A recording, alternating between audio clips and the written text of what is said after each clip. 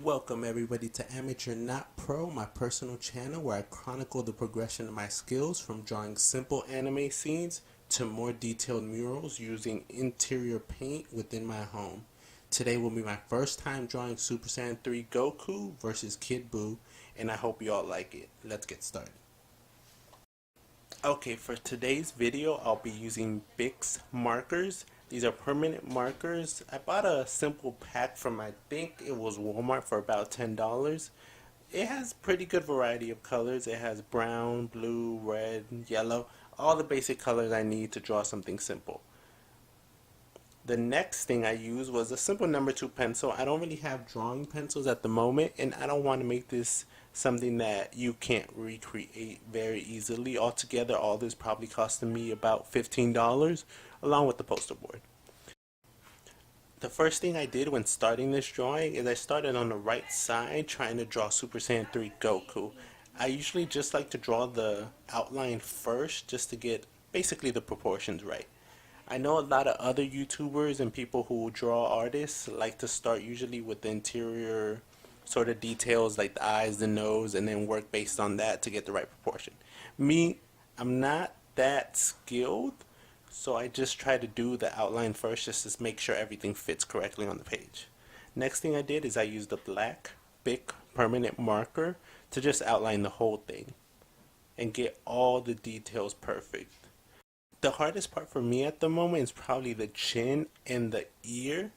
I probably drew the ear a little too round, but of course this is an amateur channel, so I'm just trying to get everything to look as best as it can. I drew most of the details in already just in case I color over them. I can always redraw them with the black marker. As you can see, I put a lot of marks, sort of like damage marks and bruises on Goku because this is a scene from Kid Buu versus Goku, and I think in the Buu saga. So this is when Goku is already Super Saiyan 3 and he's taking on Kid Buu for probably maybe the first or second time. I'm not sure, it's been a while since I've seen it, but this is one of my favorite scenes, and it's right before, I guess, Goku destroys Kid Buu for the last time. Next, I went over to Kid Buu. I'm actually pretty proud of the way Kid Buu turned out, especially the outline. Usually, whenever I draw these sort of round characters, I don't make the perfect circles. So Kid Buu usually has a lot of roundness to him. Once I do the basic outline, I always try to fit everything into whatever I drew, so try to get the proportions right. I'm really proud of the way the eyes and the mouth turned out and the shape of the back of the head.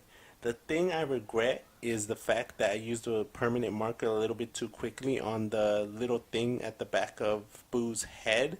It's supposed to be a lot smaller. It looks way bigger than it's supposed to. The next thing I did, I erased all the marks once I let the permanent marker dry for a quick second. After that, of course, I started filling everything in with the black marker. Probably my favorite color in terms of permanent markers is always the basic ones. Black, blue, red. They always seem to be the most vibrant to me, and really I could have stopped right here. I could have just shaded more with the black and not turned this into a color drawing, but I wanted to see what these markers can do. The thing I like about these big permanent markers is the fact that it actually gives you the name of the markers right on it. I think this is Flamingo Pink or something close to it. It gives you all the names on the markers. Most Sharpies don't. Sometimes I get a little confused and use the wrong color, which you'll see later in the video. Even with these, even though it said the name of the color, I still got confused and used the wrong color on a part of the drawing. But it turned out fine. I used this pink to basically shade over every single part of Kid Buu. The problem is with these markers, they didn't last very long. As you can see, I'm already slowing down a little bit in terms of coloring. That's not because I'm getting into the deep spaces or the little intricate spaces in Kid Buu's face. It's just I have to put a lot more ink on the paper so you can see more pink.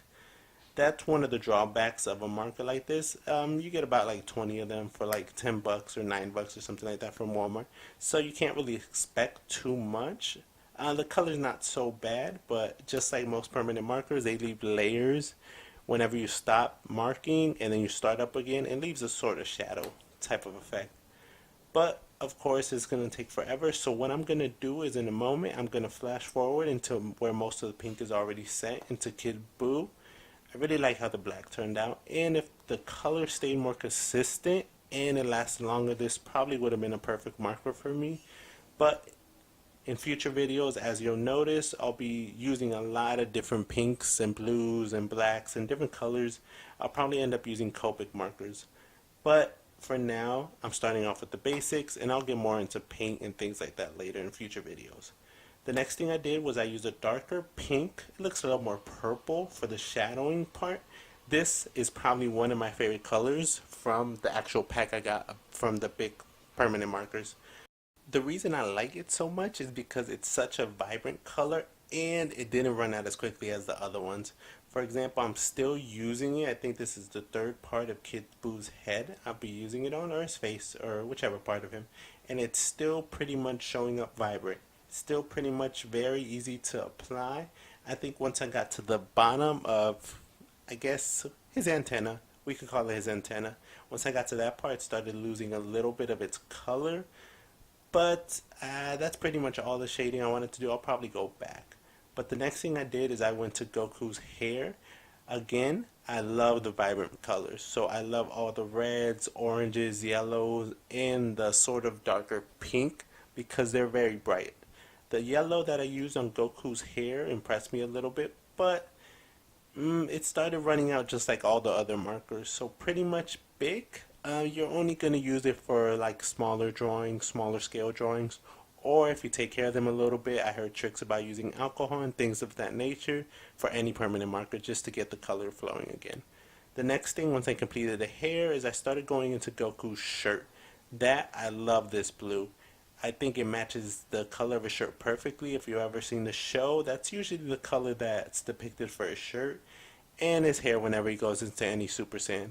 But as far as the blue, I just filled everything in perfectly. The next color, of course, I'm going to use is orange. That's for his actual outfit. I'm going to shade it all in with the orange. Later, I'm going to use a little bit of red just to get a shadowy effect. And for the blue, I'll probably end up using black. I've noticed that black and blue in terms of shading go perfect together, and orange and red go perfect together.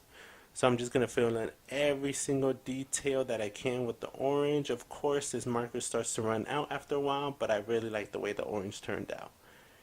After a while, I let the pink sit out for a while, and I went back into drawing on Kid Buu just to try to get the most out of the pen or the marker that I was using.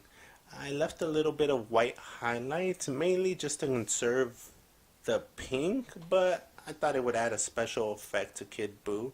Probably would have used a lighter pink in that area, but of course the pack didn't come with that, so you got to use what you have sometimes. As you can see, I'm struggling a little bit filling in most of the area because I'm trying to use the last bit of this marker just to get everything done. As you can see, it starts fading, it's turning a little bit wider and wider, and it's taking me a lot longer, but in the end I ended up covering every space of Kid Buu with the pink that I needed him to be. The next thing I'm going to do is I'm probably going to start shading with the black. Of course, I told you the blue and black look great together, especially I've tested it out with paint. One of my future videos is going to be acrylic painting, and that's going to look amazing, at least in terms of my skill level. The next thing I did was the orange. I used red for some of the shading. I don't really like the way it looks right now. If I get into more detailed drawings in the future, I'll definitely be using orange and red just to create a shadowing effect. On the face, I always love using brown. If you ever draw sort of Goku or Vegeta or any of those Saiyans or anyone from the show, brown is a great color for the face, the ears. It's not too dark and it provides a sort of perfect shadowy contrast. I try to get deep within the ears, try to get the chin area, the nose, and part of the eyes. As you can see, he's very close to Kid Buu, so I want it to seem that some of his shadow is or some of his body is covering up a shadow and placing it on Goku's head. The next thing I did is I went with the black marker, just added a couple more marks, scratches, things like that. If you remember anything from the show, this was a tough fight for Goku. The next thing I did was I used a grayish Bic marker. I'm not sure how I feel about this, but it did create a sort of shadowy effect where I didn't have to use black or red again to color the hair, and you can still see the yellow, so I'm kind of proud of that. Next thing I did is I added a few last touches to Kid Boo and looked in my marker case just to try to sort of create a bunch of clouds, if you want to call them. I realized this marker was a little bit too dark for the clouds. I probably should have just kept it white and then used this marker on the outside to make it seem like the clouds are moving. But it turned out, I kind of like the color, so I kept it. I kept just going with it. As you'll notice, a big theme with the big markers is they run out rather quickly. This other color I'm using is basically closer to royal blue. I love this color. I would have used it for the whole background, but as you'll see in the video, I start to run out after this part right here. Once I get to the actual sky, I get as much of it as I can, but of course I run out. I start accidentally using that other blue that I used, the darker one. I stop midway and I use a light blue to finish up the whole canvas and just use a darker one to create more clouds, since I've already made a mistake. But of course, this is amateur, not pro. I'm going to make mistakes. I'm just going to do the best I can with them and create more clouds around the area. One little cloud in the corner, and that's it. Let me know what you think about this drawing. I'll be doing a lot more in the future. Some of them will look better, some of them will look worse, but I'm excited. Like I already said, I'll be doing a lot more videos. Some of them will be on murals. I'll be painting on walls. I'll be painting on canvas. I'll be using Sharpie markers. I'll be using acrylic paint.